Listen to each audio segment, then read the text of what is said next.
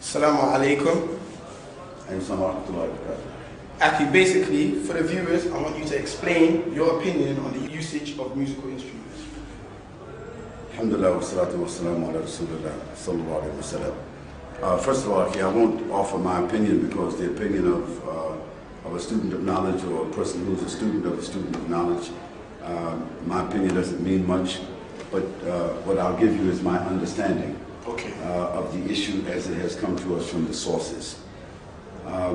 The Messenger of Allah sallallahu alayhi wa sallam, he made the use of the drum legal at the time of marriage, during warfare, so as to create among the troops some sort of discipline for marching, to keep their spirit. The Prophet ﷺ, he also allowed the beating of the duf at the time of marriage.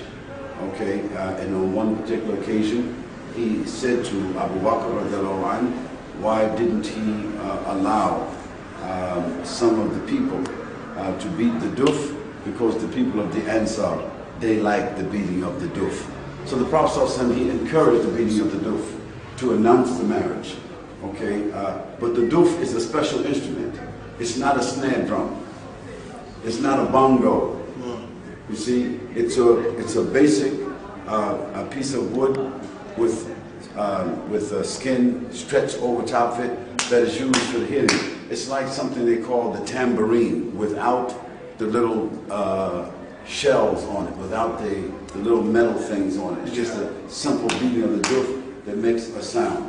Now, aside from that, the Messenger of Allah, he forbade specifically wind instruments, brass instruments, percussion instruments, the string instruments. So all these instruments, string, brass, wind, percussion, these are all the sophisticated instruments that's being used today in music.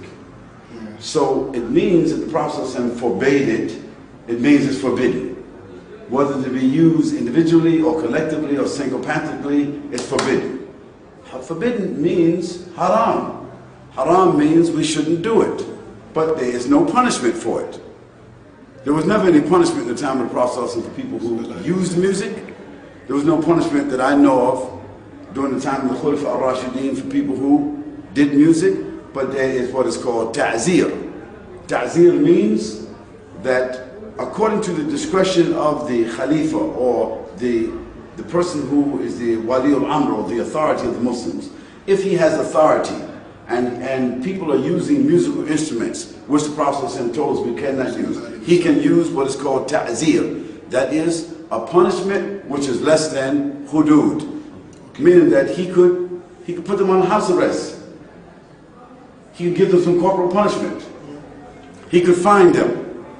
He could do many different things to do what? To act as a deterrent from that becoming a major movement and a major thing that people do. Okay. Now that would ask us the question, then why is music being freely used all over the Muslim world? Because the rulers permit it to their benefit, to put the people to sleep, to give the people an occupation so people don't think. And that's why the new phenomena among the young Muslims is nasheeds.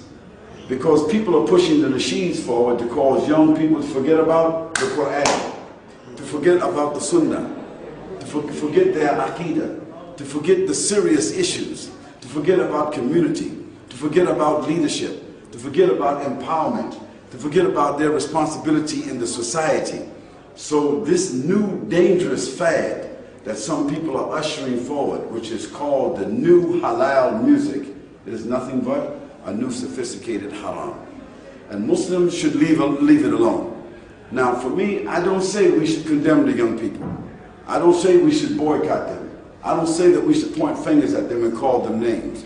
But we should discourage them and give them something better. And may Allah subhanahu wa ta'ala just bless us for that. But as for this listening to music, these iPods and these kafirs, these monkeys singing, donkey looking, animals singing, dancing, dressing, kafirs, who most of the Muslims are idolizing and following, wearing their shirts and wearing their clothes. This is the filthiest of habits and inclinations that young people, Muslims, could be following.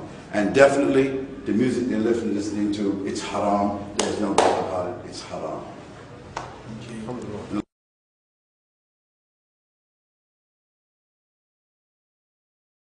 Suggest that the Muslims go to the Sahih al-Bukhari and the Bab of musical instruments.